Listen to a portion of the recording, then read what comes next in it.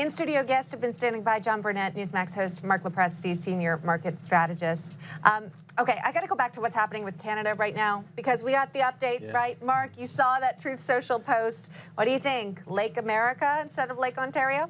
That has a rather appealing ring to it, but are Americans prepared for the inflationary impact of the hockey stick tariffs? I don't know. That is it. We're going into the fall and hockey season is coming back. I mean, I don't know. Look, the question that I have really is this, heading into the midterms, is this the battle that we really want to pick? This is a sensitive issue for certain communities that are in states that border with Canada, and I'm concerned about this becoming something that might negatively impact their opinion of the administration. So the timing to me is a little bit curious. I don't know, John, I don't know what you think about that. Who cares about hockey sticks? Puck that, right?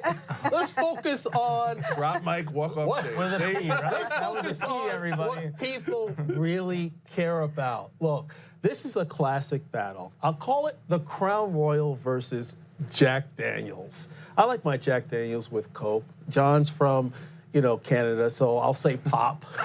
Pop, yes. More of a Crown and water guy. But when you look People might not get that when one. you look Pop, at the economic element, we know that about a little bit over 70% of Canadian exports come to America, so they heavily depend on us. They also have free health care, a lot of other free things. So Carney's they ain't free though. It's taxpayer funded healthcare. Well, they say free health care, but wow, Wait, okay, John. It isn't free. Being in America, we start singing a different tune. Why? Because you're spot on, John. The Canadians pay over 50% in taxes. That's why the American people don't want the socialized health care and many other things.